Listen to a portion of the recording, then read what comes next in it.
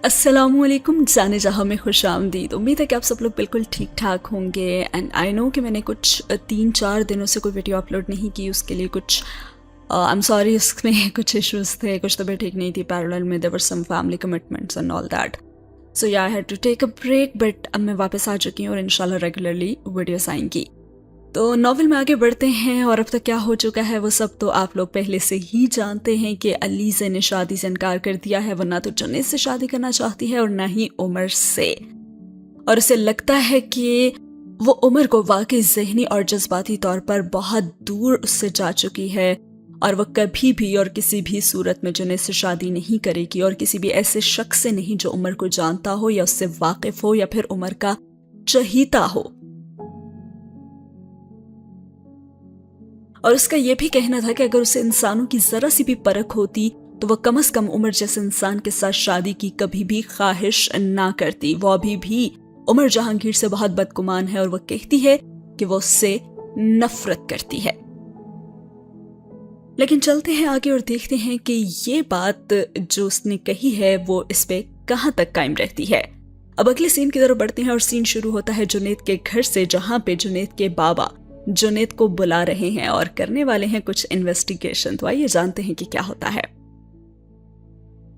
फरी ने उसके कमरे के दरवाजे पर दस्तक देते हुए दरवाजा खोलकर उसे पैगाम दिया कि भाई बाबा बुला रहे हैं तुम्हें, और वो उठते हुए बोला कि मैं आ रहा हूं।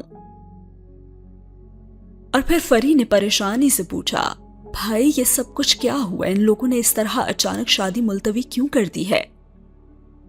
और जुनैद ने कुछ उकताए हुए लहजे में कहा कि फरी अब तुम लंबे चौड़े सवाल मत शुरू कर देना, मुझे कुछ पता होता तो मैं पहले ही बता देता ना। और फिर वो उसके साथ चलना शुरू हो गया। जी भाई, लेकिन बाबा ने अभी कुछ देर पहले अलीज़े की नानों से बात की है। फरी ने जैसे उसे इत्तला दी और अब वो दोनों ही कमरे से बाहर निकल चुके थे।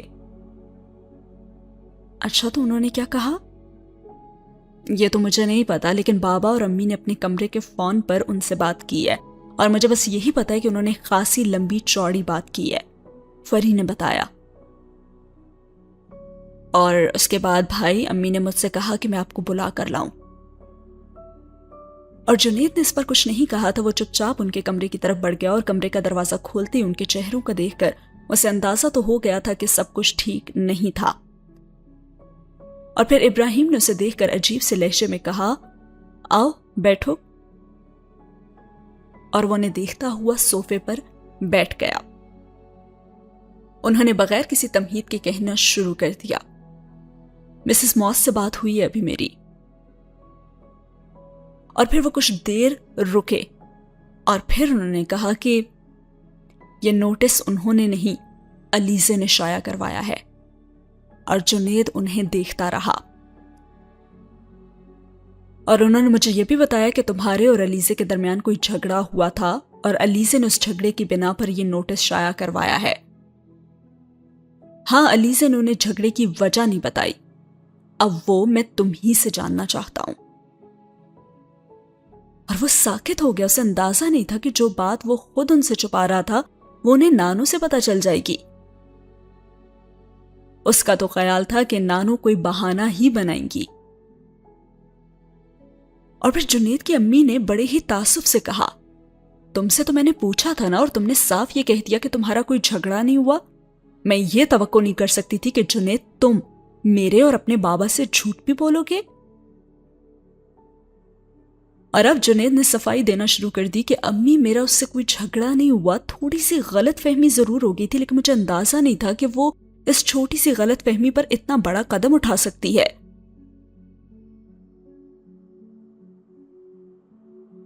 कोई भी लड़की इतनी बेवकूफ नहीं होती जुनैद कि किसी छोटी सी गलत फहमी पर इतना बड़ा कदम उठा ले। और फिर मैं अलीज़े से यह तवक्को नहीं कर सकता कि वो छोटी छोटी बातों पर इस तरह के फैसले कर सकती है। बात यकीनन मामूली नहीं होगी।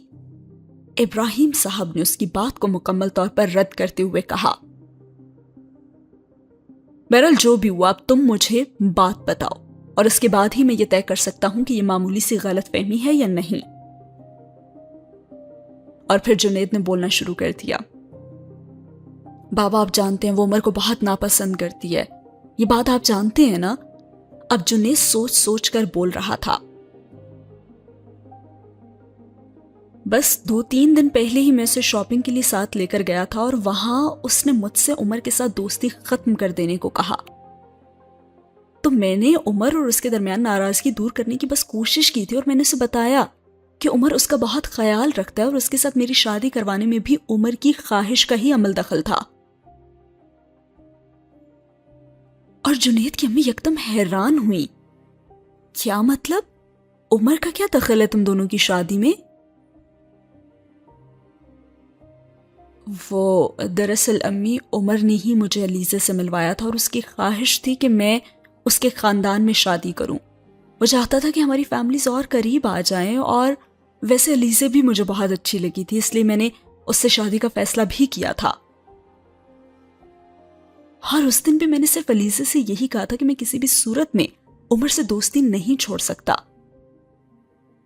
اور بس اسے یہ بات بری لگ گئی، لیکن میں نے پھر اسی وقت اس سے معذرت بھی کی تھی اور مجھے اندازہ نہیں تھا کہ اسے یہ بات اس حد تک بری لگے گی. اور اب جنید کا رویہ معذرت خواہانہ تھا.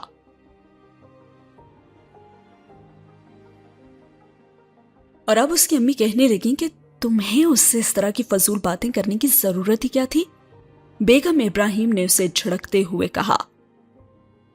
بلکہ عمر کے ساتھ اپنی دوستی یا پھر تعلق کو زیر بحث لانے کی ہی کیا ضرورت تھی جب تم یہ بات اچھی طرح سے جانتے ہو کہ وہ سب ناپسند کرے گی؟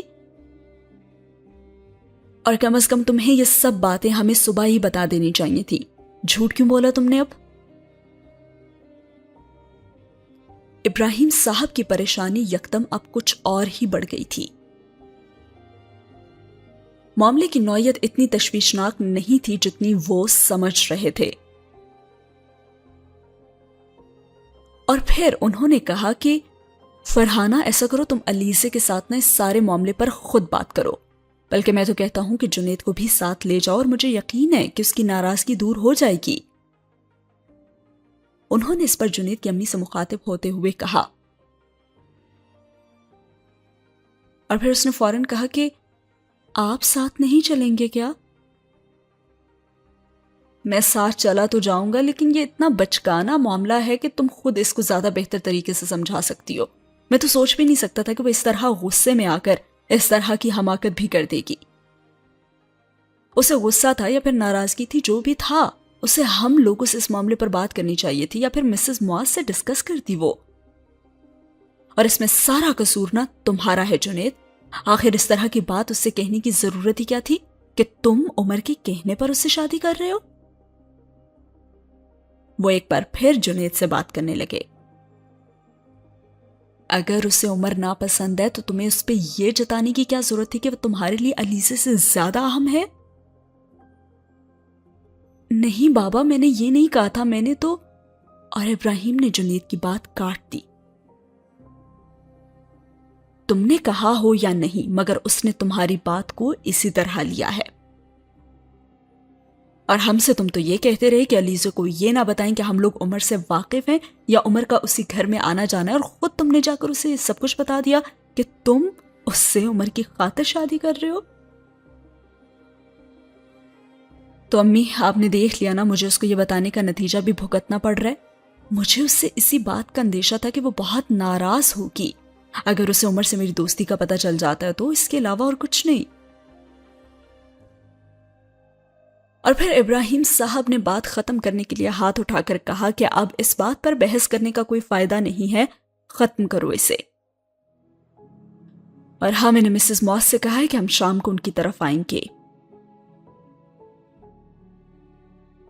ٹھیک ہے، پھر میں بھی کل جا رہا ہوں. بابا کیا آپ چلیں گے؟ جنید نے کھڑے ہوتے ہوئے کہا. ہاں میں بھی چلتا ہوں، آج تو واقعی بہت دیر ہو گئی ہے. ابراہیم صاحب بھی اپنی جگہ سے اٹھ کھڑے ہوئے تھے. اور ہاں فرحانہ، تم کسی اور کا فون آنے پر ان سے یہی کہتی رہنا کہ علیزے کی امی کی طبیعت خراب ہونے کی وجہ سے شادی کچھ آگے کر دی گئی ہے. انہوں نے اپنی بیوی کو ایک بار پھر ہدایت کی اور ساتھ ہی ہوا یہ سین ختم.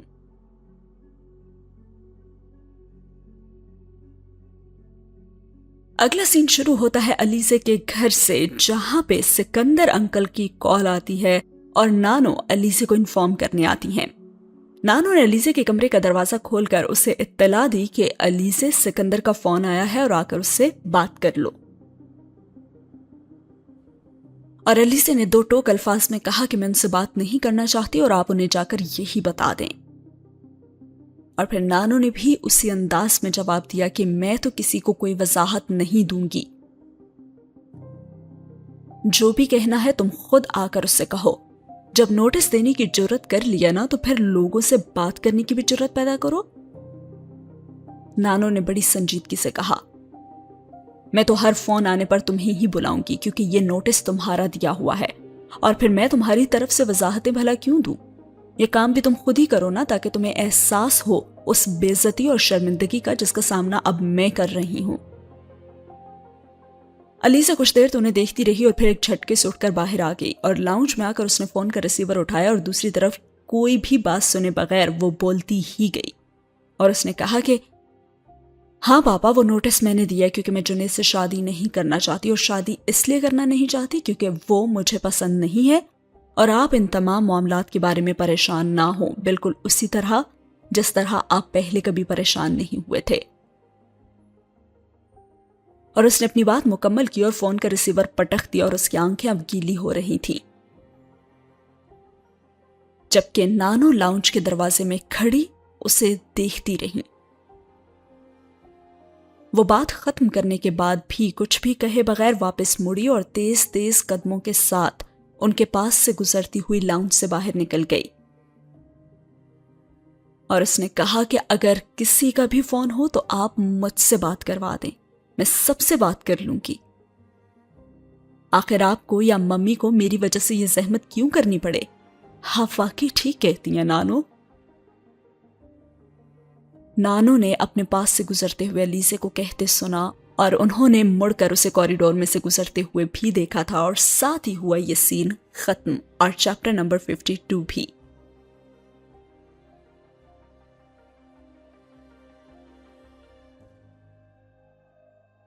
बढ़ते हैं चैप्टर 53 की तरफ। अगला सीन शुरू होता है उमर जहांगीर से, और कुछ ही सीन्स पहले आपने देखा था कि उमर जहांगीर को एक कॉल आई थी कर्नल हमीद की तरफ से कि मेरे बेटे को छोड़ दो, जबकि उमर जहांगीर ने उसे नहीं छोड़ा था। और उस वक्त भी मैंने कहा था कि उसने बहुत बड़ी गलती की थी क्योंकि ये चीज उसके लिए बहुत सारे प्रॉब्लम्स लाने वाली थी, और वाकई में अब उमर जहांगीर के लिए हर तरफ से प्रॉब्लम्स ही आ रहे हैं।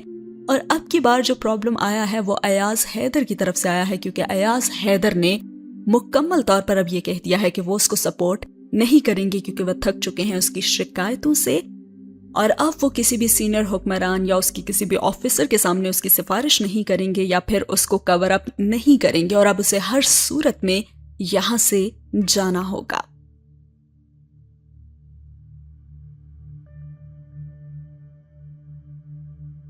बात होती है अयाज हैदर की और उमर जहांगीर की, और अयाज हैदर फोन पर दिरश लहजे में उससे कहते हैं कि तुम आखिर करना ही क्या चाहते हो उमर? आखिर कितनी बार मुझे तुम्हारी शिकायत आती रहेंगी और कितनी बार मैं तुम्हें उनसे छुड़वाता भी रहूंगा। अब तो मुझे भी शर्मिंदगी होती है जब मैं तुम्हारे सीनियर से तुम्हारे बारे में बात करता हूँ, और हर बार मैं उनसे यही कहता हूँ कि मैं तुम्हें समझाऊंगा, और हर बार ही तुम कोई ना कोई हमाकत कर देते हो और हमाकत की हद ही कर देते हो। और उमर खामोशी से उनकी बात सुन रहा था। अयाज हैदर ने भी कुछ देर पहले उसको ऑफिस में फोन किया था और वो उसे झड़क रहे थे। मामला फिर कर्नल हमीद वाला ही था। उमर के बारे में एक बार फिर ऊपर शिकायत की गई थी और आईजी ने एक बार फिर अयाज हैदर से बात की थी, और इस बार वो खुद भी बेहद नाराज थे और उन्होंने अयाज हैदर को बता दिया था कि वो अब ज्यादा अरसे तक उमर की हिमायत नहीं कर सकेंगे। वो उमर की ट्रांसफर करना चाहते थे क्योंकि उनके पास उमर की ट्रांसफर के अहकामात आए हुए थे। उन्होंने उस मामले में एक बार फिर उमर से बात करने के बजाय अयाज हैदर से बात करना जरूरी समझा, और अब अयाज हैदर खुद उमर जहांगीर से बात कर रहे थे। उमर जहांगीर ने मुदाफियाना अंदाज में कुछ कहने की कोशिश की कि अंकल वो शख्स इस कदर बदतमीज था कि उमर ने भी कहने की कुछ कोशिश की थी कि अयाज हैदर ने गुस्से के आलम में उसकी बात काट दी और कहा कि वो शख्स अगर बदतमीज था ना तो तुम बड़े तमीज वाले हो, तुम उससे भी बदतर हो। वो तो सिर्फ बदतमीज था और तुम तो डफर और डल भी हो। انکل اگر آپ اس سے بات کرتے نا تو میری طرح آپ کو بھی غصہ آتا. ہاں عمر آتا ضرور آتا, لیکن میں اچھی طرح سے جانتا ہوں کہ مجھے کب کہاں کس کے سامنے اپنا غصہ دکھانا ہے اور کس سے غصہ چھپانا ہے. تمہاری طرح ہر آدمی کے ساتھ جھگڑا میں افورڈ نہیں کر سکتا. انکل جو بھی ہو, میں کسی کے باپ کا ملازم نہیں ہوں کہ کوئی مجھ پر چلائے, اور وہ بھی ایسا شخص جس کو میں جانتا تک نہیں ہوں. اور پھر انکل ایاز کہنے لگے کہ تو برداشت نہ کرنے کا نتیجہ تو دیکھ لیا نا اب تم نے, ٹرانسفر کے آرڈرز آنے والے ہیں تمہارے. اور عمر کچھ اور طیش میں آ گیا اور کہنے لگا آنے دیں, لیکن میں چارج نہیں چھوڑوں گا. اور پھر انکل ایاز نے کہا اچھا تو کیا ٹرانسفر آرڈر کے بجائے تم اپنے لیے سسپینشن آرڈرز چاہتے ہو یا پھر ٹرمینیشن؟ انکل جو مرضی ہو جائے, میں اس طرح چارج نہیں چھوڑوں گا. تم آخر چاہتے ہی کیا ہو عمر؟ کیوں کسی کے ساتھ بنا کر رکھنا نہیں آتا تمہیں؟ کسی نہ کسی کو تو تم نے اپنے پیچھے لگایا ہی ہوتا ہے. پہلے پریس والا تماشا تھا اور اب فوج کے ساتھ جھگڑا مول لے رہے ہو تم. پتا ہونا چاہیے نا تمہیں کہ آج کل ہر کام کتنی احتیاط سے کرنا چاہیے, ورنہ تم خود تو ڈوبو گے ہی, ساتھ میں نا ہمیں بھی لے ڈوبو گے. انکل میں جتنی احتیاط کر سکتا تھا کر چکا ہوں, مگر ان لوگوں کو اپنے علاوہ کوئی اور اچھا اور پاک صاف لگتا ہی نہیں ہے. ہم بھی آفیسر ہیں, کوئی کھیل تماشے کے لیے نہیں بیٹھے ہوئے, کام کر رہے ہوتے ہیں. اور ان کا جب دل چاہتا ہے منہ اٹھا کر میرے آفس میں آ جاتے ہیں, مجھ پر چلاتے ہیں. اگر وہ کرنل ہے نا تو اسے بھی میرے رینک کا لحاظ ہونا چاہیے. عمر شدید غصے میں تھا. اسے بھی پتا ہونا چاہیے کہ مجھ سے کس طرح سے بات کرنی چاہیے. وہ کسی پولیس کانسٹیبل سے بات تو نہیں کر رہا تھا نا کہ اس طرح اس پر چلاتا, اور وہ بھی اس صورت میں جب غلطی اس کی اپنی تھی اور اس کا بیٹا ملزم تھا, بلکہ مجرم تھا. عمر تمہیں معمولی باتوں پر اتنا مشتعل ہونے کی ضرورت نہیں ہے, سمجھو اس بات کو. انکل مشتعل ہونے کی بات نہیں ہے. میں نے کس طرح اس کے بیٹی کی رہائی کے بعد وہاں مشتعل ہجوم کو کنٹرول کیا ہے. اگر آپ یہاں موجود ہوتے نا تو آپ کو اندازہ ہوتا ہجوم کے اشتعال کا. وہ لوگ پولیس اسٹیشن کو آگ لگا دینا چاہتے تھے اور بالکل صحیح کرنا چاہتے تھے. ان کی جگہ اگر میں ہوتا تو بھی یہی کرتا. آپ خود ہی دیکھیں نا کہ ایک بچہ شراب پی کر گاڑی کا ایکسیڈنٹ کر کے ایک آدمی کو مار دیتا ہے, اور پھر اس شخص کے لواحقین کی آنکھوں کے سامنے ہی ایک فون آنے پر اس بچے کو کسی پوچھ گچھ کے بغیر چھوڑ دیا جاتا ہے. یہ واقعی صرف یہاں ہی ہو سکتا ہے. اس کے باوجود میں نے اس ہجوم کے پاس خود جا کر ان سے مذاکرات کیے, پتہ نہیں کتنے جھوٹ بول کر ان کا غصہ ٹھنڈا کیا, اور اس آدمی کی لاش کو دفنانے پر مجبور کیا. ورنہ وہ لوگ اسے گورنر ہاؤس کے باہر لا کر رکھ دینا چاہتے تھے, اور اس کے باوجود آپ مجھے بتا رہے ہیں کہ میرے ٹرانسفر کے آرڈرز آ گئے ہیں. اور ایاز حیدر نے ایک بار پھر اسے ٹوکتے ہوئے کہا اچھا میں نے تمہاری تقریریں سننے کے لیے تمہیں فون نہیں کیا تھا, میں صرف یہ بتا دینا چاہتا ہوں تمہیں کہ تم کرنل حمید سے مصالحت کر لو, اپنے اس مسئلے کو خوش اسلوبی کے ساتھ حل کرو نا. واہ کمال کرتے ہیں آپ بھی انکل. عمر کو ان کی بات پر جیسے پتنگے لگ گئے. مصالحت اسے مجھ سے کرنی چاہیے یا پھر مجھے اس کے ساتھ؟ اگر اس سارے معاملے میں کسی نے بدتمیزی کی ہے نا تو وہ ہے کرنل حمید, اور آپ کہہ رہے ہیں کہ میں اس کے ساتھ مصالحت کر لوں. اچھا ٹھیک ہے, فرض کرو کہ کرنل حمید نے ہی تمہارے ساتھ بدتمیزی کیا, تو اس سے کیا فرق پڑتا ہے؟ کیوں فرق نہیں پڑتا انکل؟ یہ اس کی غلطی ہے, وہی اسے ٹھیک کرے, وہی معذرت کرے. اور ویسا کبھی نہیں کرے گا کیونکہ اس کو ایسا کرنے کی ضرورت نہیں ہے عمر. تو ٹھیک ہے نا, میں بھی ایسا کبھی نہیں کروں گا کیونکہ مجھے بھی ایسا کرنے کی کوئی ضرورت نہیں ہے. عمر تم دیکھ لو, تم مجھے مجبور کر رہے ہو کہ میں آئی جی سے کہوں کہ تمہیں ٹرانسفر آرڈر نہیں بلکہ سیدھا ٹرمینیشن ہی لیٹر بھجوا دیں, بلکہ تمہارے خلاف انکوائری کروائیں. تم اس قابل نہیں ہو کہ تمہاری مدد کی جائے. میں تمہارے مسئلے کو نمٹانے کی کوشش کر رہا ہوں اور تم اپنی بکواس میں مصروف ہو.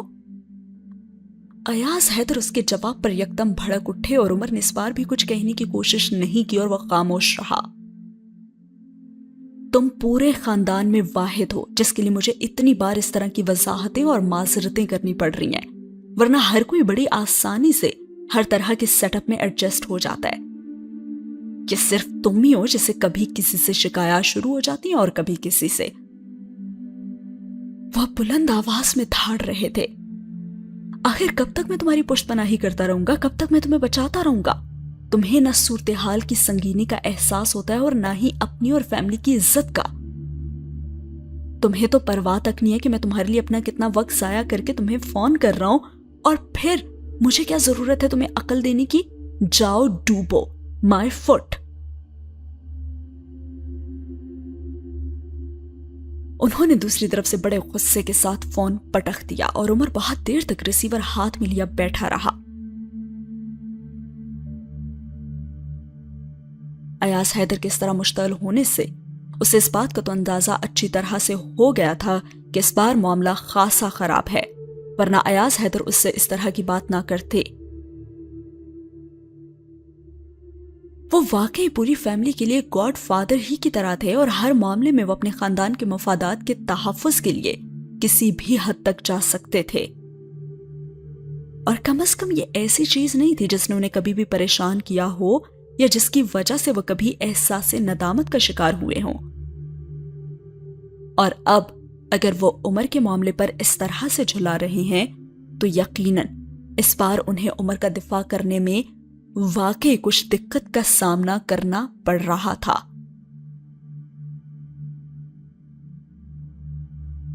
عمر کو واقعی اب معاملے کی سنگینی کا احساس ہونا شروع ہو گیا تھا کہ معاملہ کافی حد تک خراب ہو رہا ہے، تبھی انکل ایاز اسے مصالحت کی کوشش کرنے کے لیے کہہ رہے ہیں۔ اور عمر جہانگیر کم از کم اتنا بے وقوف تو نہیں تھا، اور اسے اس بات کا اندازہ بھی تھا کہ وہ اتنا احمق یا جذباتی نہیں ہو سکتا کہ اپنی جاب کو اس طرح جذبات میں آ کر گنوا دیتا۔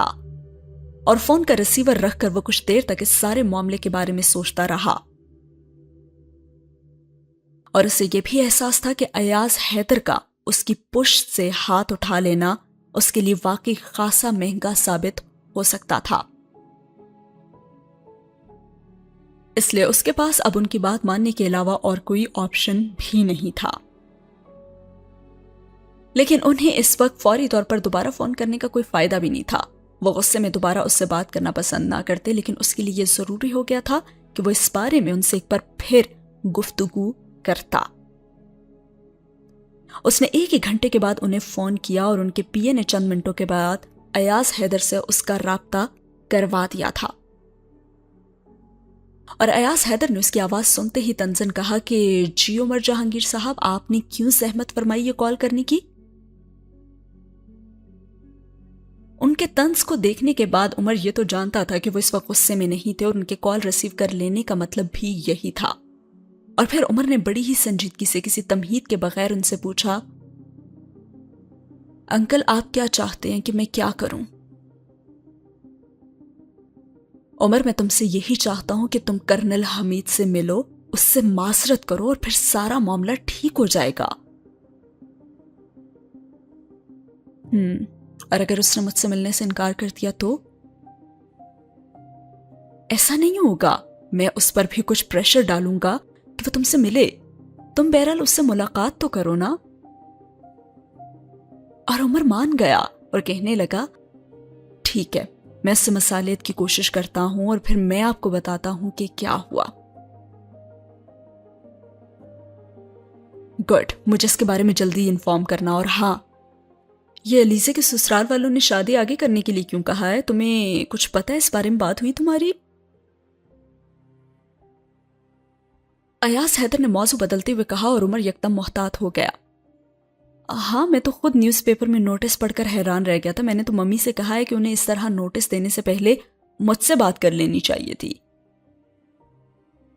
وہ عمر کو بتانے لگے، اور ویسے بھی جنید کے گھر والوں کو پہلی شادی کی تاریخ سوچ سمجھ کر رکھنی چاہیے تھی نا۔ بعد میں اس طرح کی تبدیلی تو بہت ہی نامناسب سی بات ہے۔ اور عمر جہانگیر نے فوراً پوچھا کہ آپ کی ٹرینی سے بات ہوئی ہے؟ اور انہوں نے کہا کہ ہاں بہت لمبی بات ہوئی ہے, میں تو پریشان ہی ہو گیا تھا نوٹس دے کر. پھر انہوں نے مجھے بتایا کہ جنید کے گھر والوں نے شادی کی تاریخ آگے بڑھانے کی درخواست کی تھی. کیا تمہیں پتہ ہے اس بات کا؟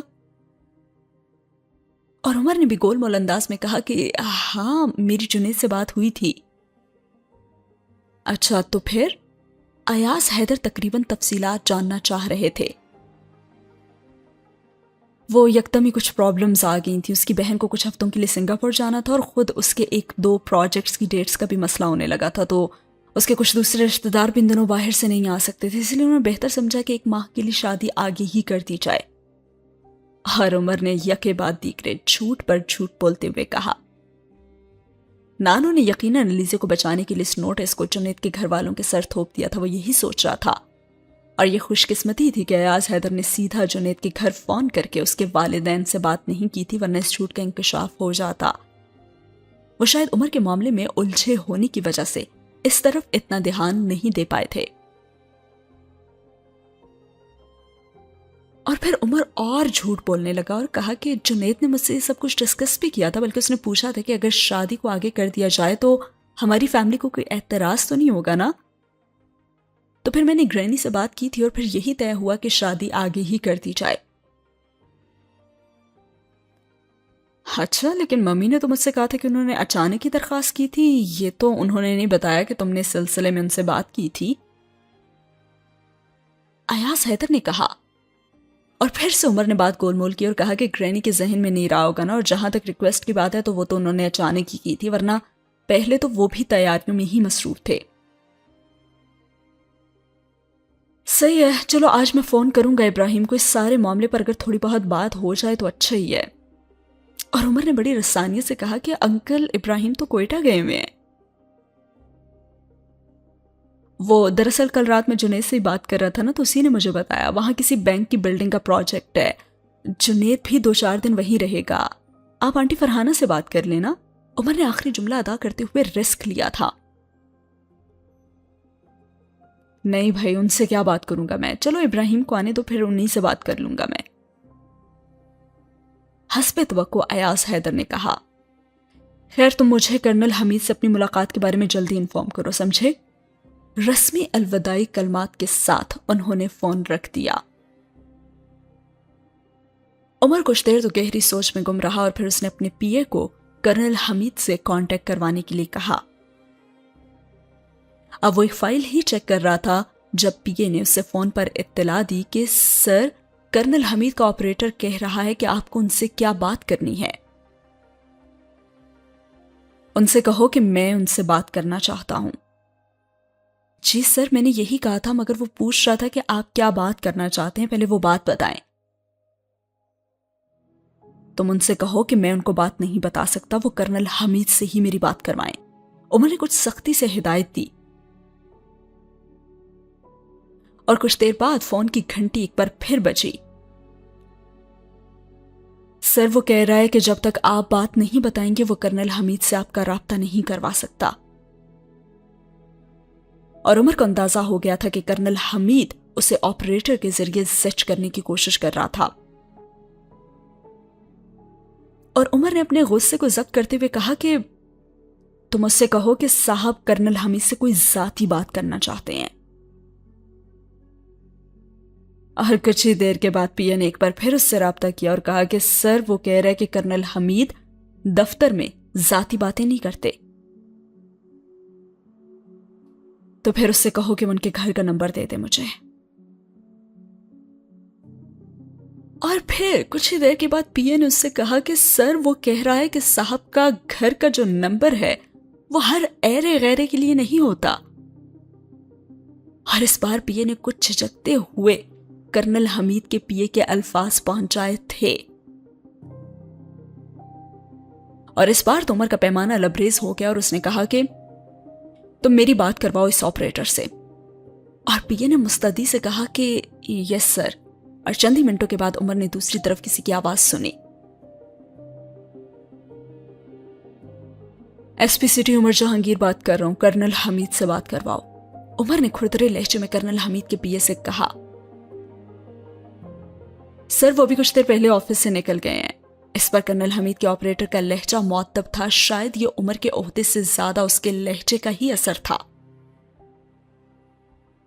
और फिर उमर ने उसी अंदाज में पूछा, कब वापस आएंगे वो? सर ये तो नहीं पता, वो टीम के साथ गए हैं। ठीक है, मैं कल सुबह उनसे मिलना चाहता हूं। सर आप ये बता दें कि आप किस सिलसिले में उनसे मिलना चाहते हैं? और उमर ने इस बात को मुकम्मल नहीं करने दिया और कहा कि ये जानना तुम्हारा प्रॉब्लम नहीं है। मैं एसपी हूं, किसी भी सिलसिले में उनसे बात कर सकता हूं, समझे? और इस बार उमर का लहजा इतना खुरदरा और तहमकाना था कि पीए ने कुछ हकलाते हुए कहा कि जी सर, फिर आप अपॉइंटमेंट ले लें। अपॉइंटमेंट मेरा पीए तय करेगा तुम्हारे साथ, मैं नहीं। और उमर ने कहते हुए फोन बंद कर दिया और फिर अपने पीए को कर्नल हमीद के ऑपरेटर के साथ बात करने के लिए कहा। और कुछ ही देर के बाद पीए ने उसे अगले दिन के अपॉइंटमेंट की तफसील बता दी थी और साथ ही हुआ ये सीन खत्म। अगला सीन शुरू होता है अलीज़े और उसकी दोस्त शहला से। जैसे कि आप जानते हैं कि अलीज़े ने शादी से कर दिया है इनकार, तो आप बारी बारी उसे सब समझाने की कोशिश कर रहे हैं कि वो ऐसा ना करे। और शहला भी इसी सिलसिले में उसे करती है फोन और उसे कहती है कि बेवकूफ़ी की बातें मत किया करो अलीज़े, क्या तुमने तय कर रखा है कि? अभी वो कुछ और आगे कहना ही चाहती थी कि अलीज़े ने उसकी बात काट दी। शहला तुम मेरे सामने नानो के जुमले मत दोहराओ, मैं तंग आ चुकी हूं इस तरह के जुमले सुन सुनकर। शहला भी कुछ देर पहले ही अलीज़े के पास आई थी और उसने भी अखबार में वो नोटिस पढ़ लिया था और वो कोशिश के बावजूद फोन पर तो अलीज़े से राब्ता नहीं कर सकी थी। इसीलिए कुछ परेशानी के आलम में खुद वो उसके घर चली आई थी और अब वो अलीज़े को समझाने की कोशिश में मसरूफ थी। और शहला उसके गुस्से से मुतासिर हुए बगैर बोली कि ये सब कुछ इतना आसान नहीं होता जितना तुमने समझ लिया अलीज़े। आखिर इस सारे मामले में जुनैद और इसकी फैमिली का क्या कसूर है? बल्कि उमर का भी क्या कसूर है? उसने ऐसा कौन सा गलत काम कर दिया जिस पर तुम उससे इस तरह से नाराज हो रही हो? अच्छा, तो तुम्हारे ख्याल में ये गलत काम है ही नहीं, फिर तो शहला तुम्हारे नजदीक कोई भी गलत काम नहीं होगा। और शहला ने उसके जवाब में कहा, अच्छा तो बताओ कि उमर ने ऐसा क्या किया है? उसने तो तुम्हें सिर्फ जुनैद से मिलवाया ही था ना। पसंद तो उसके बाद तुमने खुद उसे किया और तुम्हारी ही मर्जी के मुताबिक उससे तुम्हारी शादी हो रही है, तो फिर मसला क्या है? उमर से किसने कहा था कि वो मुझे जुनैद से मिलवाए या मेरे साथ इतनी हमदर्दी करने की उसे क्या जरूरत थी भला? गलत बयानी करके उसने मेरे साथ धोखा किया है। क्या मेरे और उसके दरमियान इतने अच्छे ताल्लुकात थे कि वो अपने बेस्ट फ्रेंड को मेरे लिए इस तरह से पेश करता, और वो भी ऐसा दोस्त जो सिर्फ उसी के कहने पर मुझे अपने गले में लटका रहा था? अलीज़े तुम भी ना कमाल ही करती हो। जुनैद तुम्हें क्यों गले में लटकाएगा? और तुम्हारी तरह उसे भी एक लड़की से ही मिलवाया गया था और उसे भी तुम पसंद आ गई, इसीलिए वो तुमसे शादी कर रहा है। कोर्टशिप और कहते ही किसे हैं? हमारी फैमिलीज में इसी तरह लड़के लड़की को तो आपस में मिलवाया जाता है, और मिलवाने वाला कौन है इससे क्या फर्क पड़ता है? अहम चीज तो ये है ना कि जिससे मिलवाया जा रहा है वो कैसा है। और कम से कम मैं ये बात पूरे यकीन से कह सकती हूँ कि उमर ने तुम्हें किसी गलत आदमी से नहीं मिलवाया। तुम्हारे नजदीक उमर का दोस्त होने के अलावा उसमें कोई खराबी नहीं है, और ये ऐसी खराबी है जो तुम्हारे अलावा किसी दूसरे को नजर भी कभी नहीं आएगी। और अली से बड़े मुदाफियाना अंदाज में कहने लगी कि शहला हर चीज उस तरह से नहीं है जिस तरह तुम मेरे सामने पेश कर रही हो। उमर ने ना जुनैद को प्रेशराइज किया है मुझसे शादी करने के लिए। अली से ये तुम क्या कह रही हो? ये नामुमकिन है जुनैद तो। और अलीज़े ने शहला की बात काट दी और कहा, हाँ ऐसा ही है शहला, उसने मुझसे खुद कहा है कि उसकी उमर से इतनी गहरी दोस्ती है कि उमर उसे मेरे बजाय किसी और से भी अगर शादी का कहता तो वो उससे शादी कर लेता। अलीज़े, क्या तुम्हें जुनैद इस तरह का आदमी लगता है कि वो आंखें बंद करके सिर्फ उमर के कहने पर किसी के भी गले में शादी का हार डाल देता? या फिर उसकी फैमिली तुम्हें इस तरह की नजर आती है कि वो किसी भी लड़की को आसानी से कबूल कर लेते? शहला ने उसकी बात के जवाब में कहा, जुनैद जितना मैच्योर और सोबर आदमी है ना, वो किसी भी लड़की से शादी नहीं कर सकता था, चाहे ये बात वो अपने मुंह से कहे तब भी। اسے اگر یہ احساس ہو جاتا نا کہ تم اس کی فیملی کے ساتھ ایڈجسٹ نہیں ہو سکتی یا پھر تمہارے ساتھ اس کی انڈرسٹینڈنگ نہیں ہو سکے گی نا، تو وہ کبھی بھی تم سے شادی نہ کرتا، عمر کے کہنے پر بھی نہیں۔ وہ کبھی بھی اپنی فیملی کو نظر انداز نہیں کر سکتا ہے۔ آخر تم اس بات کو کیوں نہیں محسوس کرتی؟ اور پھر علی سے کہنے لگی کہ میں کچھ بھی محسوس نہیں کرنا چاہتی، میں سب سے باہر نکل چکی ہوں اور میں بہت خوش ہوں اب۔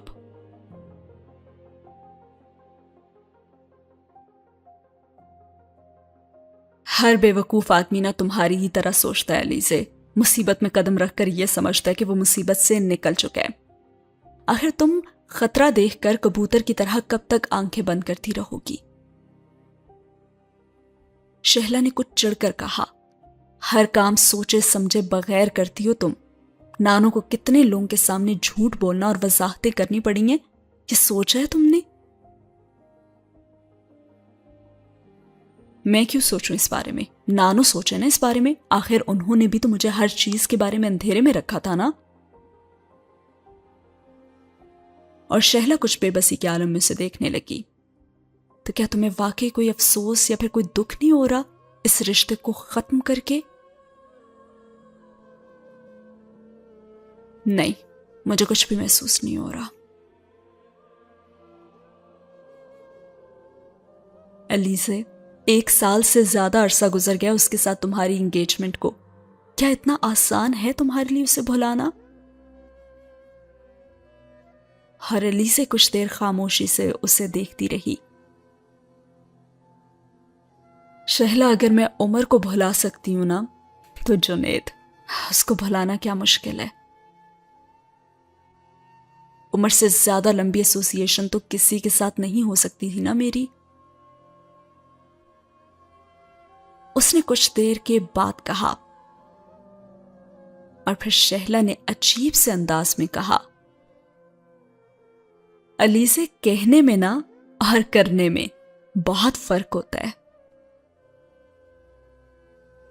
اور علیزے نے دل ہی دل میں اعتراف کیا کہ واقعی کہنے اور کرنے میں بہت فرق ہوتا ہے۔ اتنے عرصے سے تم جنید کے گھر آ جا رہی ہو، کیا تمہیں اپنی وجہ سے ہونے والی ان کی پریشانی کا بھی کوئی احساس نہیں ہو رہا؟ وہ ساری گفتگو میں پہلی بار الجھ کر خاموش رہی۔ اسے اگر اس سارے معاملے میں کسی سے شرمندگی تھی تو وہ صرف جنید کے گھر والے ہی تھے۔ وہ کم از کم ان کے حوالے سے اپنے آپ کو مطمئن نہیں کر پا رہی تھی۔ اور پھر اس نے کچھ دیر خاموش رہنے کے بعد کہا، میرے پاس ان کے لیے معذرت کے سوا اور کچھ نہیں ہے شیلا۔ میں مانتی ہوں کہ وہ واقعی یہ سب کچھ ڈیزرو نہیں کرتے جو میں کر رہی ہوں، مگر میرے پاس بھی اور کوئی دوسرا راستہ نہیں ہے اب۔ دوسرا راستہ؟ علیزہ، تمہارے پاس فی الحال ہر راستہ موجود ہے، تم دیکھو تو صحیح۔ تم اگر اپنے فیصلے پر ایک بار نظر ثانی کرو نا تو سب کچھ ٹھیک ہو سکتا ہے۔ دوسروں کے ساتھ ساتھ تم اپنے معاملے کو بھی سلجھا لوگی۔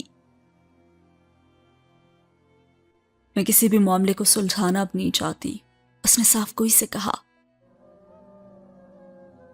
ہر چیز ہی پوائنٹ آف نو ریٹرن پر پہنچ چکی ہے شیلا۔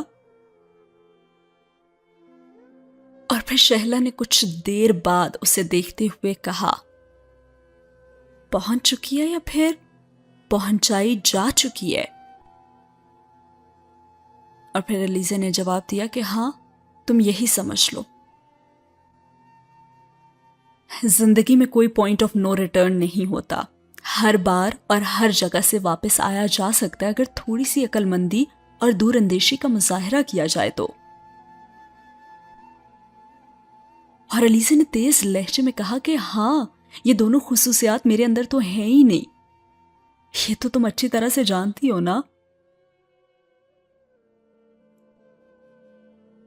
شہلا نے اب اسے سمجھانے کی آخری اور ناکام کوشش پھر سے کی اور کہا کہ آخر تم اتنی ضد کیوں کر رہی ہو علی سے؟ لیکن علیزہ نے ایک بار پھر اس کی بات کاٹی اور کہا کہ اب پھر میرے سامنے تقریر مت کرنا کہ میں پہلے تو ایسی نہیں تھی اور اب کیوں ہو گئی ہوں وغیرہ وغیرہ، ان سب باتوں سے میں تنگ آ چکی ہوں۔ نہیں سننا مجھے یہ سب کچھ، مجھے کچھ بھی نہیں سننا۔ ہر شہلا نے اس سے کہا کہ مجھے یہ کہنے کی ضرورت نہیں ہے کیونکہ تم خود ہی یہ سب کچھ جانتی ہو۔